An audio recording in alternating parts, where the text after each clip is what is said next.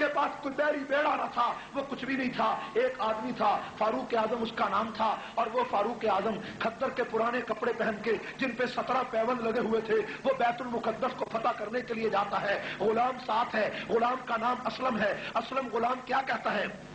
یہ بات میں اسلامی تاریخ کے حوالے سے نہیں کہتا، بلکہ میں ایڈورڈ گبن کی وہ انگریزی کی کتاب جس کا نام ہسٹری آف اسلام ہے، جو 22 جلدوں میں فاروق اعظم پر اس نے لکھی ہے اور اسلام کی تاریخ رقم کی ہے۔ ہسٹری آف اسلام میں ایڈورڈ گبن لکھتا ہے کہ عمر فاروق اتنے بڑے ملک کو فتح کرنے کے لیے جس وقت مدینہ منورہ سے چلتا ہے تو غلام ساتھ ہے، غلام نے مہار پکڑی ہوئی ہے۔ ذرا توجہ کرے، واقعہ آپ نے پہلے بھی سن رکھا ہوگا، لیکن میں اس میں ایک نئی بات آپ کے سامنے لانا چاہتا ہوں کہ عمر فاروق سواری پہ سوار ہے، غلام ساتھ ہے۔ کچھ دور جا کر عمر فاروق نے غلام سے کہا کہ سواری روکو۔ غلام کہنے لگا شاید امیر المومنین قضائے حاجت کے لیے آ رہے ہیں۔ جب اس نے سواری کو روک دیا، عمر فاروق نیچے آئے، قضائے حاجت نہیں کی بلکہ اس غلام سے کہا کہ اے اسلم یہ مہار میرے ہاتھ میں دے دو۔ مہار اپنے ہاتھ میں لے لی اور غلام سے کہا تو سوار ہو جا۔ غلام کہتا ہے یہ روایت تو دنیا میں کبھی نہیں ہوئی کہ غلام سوار ہو اور آقا مہار پکڑ کے آ رہا ہو۔ اے عمر امیر المومنین دنیا کیا کہے گی، لوگ کیا کہیں گے؟ عمر نے کہا دنیا جو مرضی کہے، لیکن عمر یہ کہتا ہے کہ نوکر سوار ہوگا، آقا پیدل ہوگا۔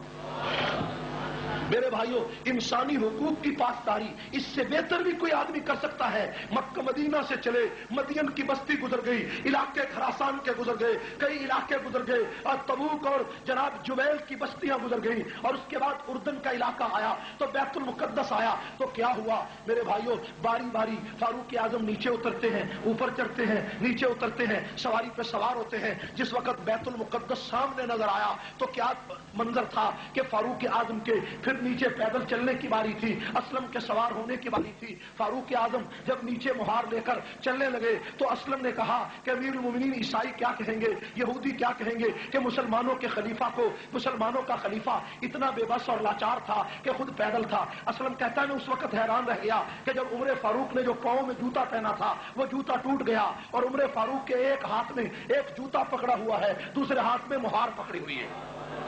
انسانی حقوق کی اس پاسداری کو کائنات میں کوئی اس کی نظیر پیش نہیں کر سکا کہ فاروق اعظم کا ٹوٹا ہوا جوتا ایک ہاتھ میں تھا اور ایک مہار دوسرے ہاتھ میں تھی، اور غلام سوار تھا، اور بیت المقدس کے اوپر تورات اور انجیل کی کتابیں لے کر لوگ بیٹھے ہوئے تھے، اور قرآن نے اسی فلسفے کو پہلے بیان کر دیا تھا، ذالک مثلہم فی التوراۃ ومثلہم فی الانجیل۔ محمد کے یہ وہ خلفاء ہوں گے جن کی مثال تورات و انجیل میں گزر چکی، جن کا ذکر تورات اور انجیل میں پہلے آ چکا ہے۔ میرے بھائیوں، عیسائیوں نے انجیل کھولی ہے اور اس کے اوپر کیا لکھا ہے کہ جو خلیفہ وقت ہوگا وہ پیدل ہوگا، مہار سوار غلام ہوگا، اور دوسری کتاب میں لکھا کہ فاروق اعظم کی ایسی تصویر ہوگی، پرانے کپڑے ہوں گے، ہاتھ میں جوتا ہوگا۔ آپس میں اختلاف ہو گیا، پڑھنے والوں کا اختلاف ہو گیا، کسی نے کہا پیدل عمر ہے، کسی نے کہا سوار عمر ہے۔ حضرت عمر فاروق کے ہاتھ میں جوتا تھا۔ اسلم نے کہا امیر المومنین خدا کا واسطہ دے کر کہنا چاہتا ہوں کہ آپ کے ہاتھ میں جوتا ہے اور مہار ہے، یہ دشمن کیا کہے گا کہ اس نوکر کو، اس غلام کو کوئی سلیقہ نہ آیا، خدا کے لیے آپ نیچے سے اوپر آ جائیں۔ عمر نے کہا کہ باری تیری سوار ہونے کی ہے، عمر کی پیدل چلنے کی ہے، عمر کو یہ پرواہ نہیں دنیا کیا کہے گی، عمر یہ سوچتا ہے تیرا پیغمبر کیا کہے گا۔ میرے بھائیوں، فاروق اعظم پیدل، لیکن جب وہاں پہنچے تو کیا ہوا؟ بڑے بڑے عیسائی اور بڑے بڑے ان کے بشپ اور پادری آگے بڑھے، اعظم سے ملاقات ہوئی اور ملاقات کر کے چابیاں بیت المقدس کی فاروق اعظم کے ہاتھ میں دے دی۔ فاروق اعظم نے فرمایا کیا بات ہے؟ کہنے لگے ہماری کتاب میں لکھا ہے کہ مسلمانوں کا جو دوسرا خلیفہ ہوگا جب وہ آئے گا تو اگر تم نے اس سے لڑائی لڑی تو تمہارا بیج ختم ہو جائے گا، اس لیے چابیاں اپنے ہاتھوں سے تمہیں دے رہے ہیں۔ فاروق اعظم اندر چلے گئے، توجہ فرمائیں، فاروق اعظم اندر گئے، فاروق اعظم نے سجدہ شکر ادا کیا۔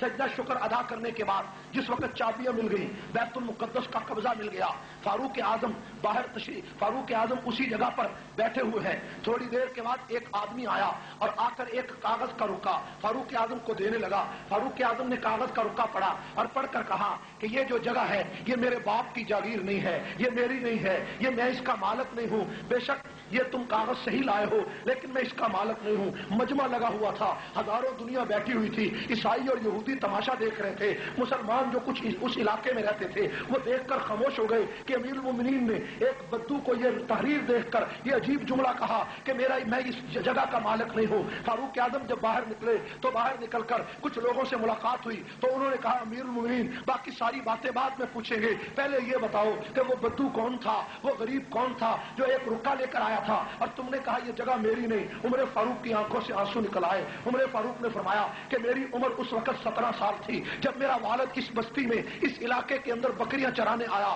اور عمر بھی اس کے ساتھ تھا. میں سارا دن بکریاں بیت المقدس کی بستیوں میں چراتا اور شام اور دوپہر کو آ کر اس بیت المقدس کی دیوار کے نیچے جہاں سایہ ہوتا لیٹ جاتا. ایک دن میں لیٹا ہوا تھا کہ میں نے دیکھا تھوڑی دیر کے بعد جب میری آنکھ کھلی تو ایک آدمی میرے پنڈلی سے کپڑا ہٹا کر میری پنڈلی کو دیکھ رہا ہے, پنڈلی کو دیکھتا ہے, کبھی میرے چہرے کو دیکھتا ہے. فاروق اعظم کہتے ہیں جب میں اٹھ بیٹھا تو کہنے لگا اے نوجوان تیرا نام کیا ہے؟ میں نے کہا میرا نام عمر ہے. تیرے باپ کا نام کیا ہے؟ کہنے لگا باپ کا نام خطاب ہے. جب یہ میں نے کہا تو تھوڑی دیر کے بعد وہ کاغذ لے آیا. کاغذ لا کر کہتا ہے اے عمر اس کاغذ پہ لکھ دو کہ جب میری حکومت اس علاقے میں آئے گی تو یہ جگہ میں تجھے دے دوں گا, یہ بستی تجھے دے دوں گا, یہ خطہ تجھے دے دوں گا. عمر کہتے ہیں میں نے جان چھڑانے کے لیے اسے لکھ دیا کہ میری حکومت کہاں آئے گی, میری حکومت کون لائے گا, میری حکومت یہاں کیسے آئے گی. میں نے لکھ دیا کہ جب میری حکومت ہوگی میں یہ جگہ تجھے دے دوں گا. آج جب بیت المقدس کی چابیاں مجھے ملی تو وہی بدو اپنے لڑکے کو بھیجتا ہے اور وہ بدو تو گھر میں بیمار پڑا ہے اور یہ جوان لڑکا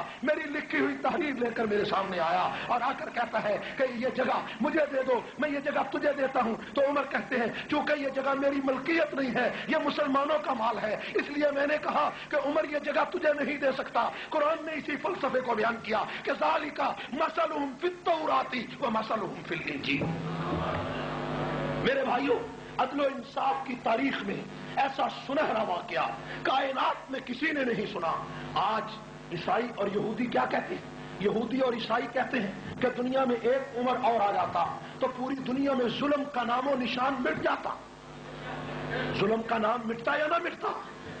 میرے بھائیوں, فاروق اعظم جیسا عدل, فاروق اعظم جیسا انصاف کائنات میں کون لائے گا؟ صرف ایک واقعہ عرض کر کے بات ختم کرتا ہوں, نماز کا وقت ہو رہا ہے. میرے بھائیوں, فاروق اعظم مسجد نبوی میں, مسجد نبوی کے قریب اپنے مکان میں تشریف فرما. آدھی رات کا وقت ہے, توجہ کریں, آدھی رات کا وقت تھا. ایک آدمی نے دروازہ کھٹکھٹایا. امیر المومنین جاگتے تھے, نیچے اتر آئے. فرمایا امیر المومنین آپ کو نہیں پتا شام میں جو فوجیں گئی ہوئی تھی وہ ملک یمن کی طرف جا رہی ہیں اور مدینہ سے 2 میل کے فاصلے پر انہوں نے پڑاؤ ڈالا ہے, آپ یہاں تشریف فرما ہے. فاروق اعظم نے اسی وقت عبد الرحمن بن عوف کو ساتھ لیا اور جا کر وہ فوجیں جو 2 میل کے فاصلے پر ٹھہری تھی, فاروق اعظم ان فوجوں کا پہرا دینے لگے اور جو پہرے دار تھے ان کو کہا تم سو جاؤ, ہم مدینہ سے نئے پہرے دار آئے ہیں. ان کو نہیں پتا چلا کہ یہ امیر المومنین ہے. فاروق اعظم اس فوج کا ساری رات پہرا دیتے رہے اور صبح کو فاروق اعظم وہاں موجود تھے. کئی لوگوں کو پتا چلا کہ عمر فاروق تو یہ ہے, تو وہ جو پہرے دار تھے معافی مانگنے لگے. عمر فاروق نے فرمایا نہیں, میرا فرض ہے کہ میں تمہاری نوکری کروں, تمہاری چاکری کروں, یہ میرا فرض تھا. تم مسافر تھے, تم میری رعایا تھے, میرا فرض تھا. جب کھانے کا وقت آیا تو عمر فاروق سالن تقسیم کرنے کے لیے خود بیٹھ گئے. عمر فاروق سالن تقسیم کر رہے ہیں. ایک آدمی کو دیکھا کہ وہ دائیں ہاتھ سے کھانا کھانے کے بجائے بائیں ہاتھ سے کھانا کھانے لگا. عمر فاروق اس کے پاس گئے, کہنے لگے اے نوجوان تجھے نہیں پتا حضور کی سنت دائیں ہاتھ سے کھانا کھانا ہے, تو بائیں سے کھانا کھا رہا ہے. اس نے کہا عمر تو نہیں جانتا, یہ میرا دایاں ہاتھ غزوہ موتا میں کٹ گیا تھا جب میں رسول اللہ کے ساتھ جنگ میں گیا تھا, دیکھو یہ میرا کٹا ہوا ہاتھ ہے. عمر فاروق زاروں قطار رو پڑے, وہ عمر کے قدموں میں گر گیا. امیر المومنین کیوں روتے ہو؟ فرمایا اس لیے روتا ہوں اگر قیامت کے دن رسول اللہ نے پوچھ لیا کہ تیری فوج میں ایک ایسا سپاہی تھا جس کا ہاتھ کٹا ہوا تھا, وہ کھانا کیسے کھاتا ہوگا, وہ کپڑے کیسے دھوتا ہوگا, عمر تو نے اس کا غلام مقرر کیوں نہیں کیا؟ عمر کے پاس اس کا کوئی جواب نہیں. اے بدو مجھے معاف کر دے, میں قیامت کی رسوائی سے بچنا چاہتا ہوں.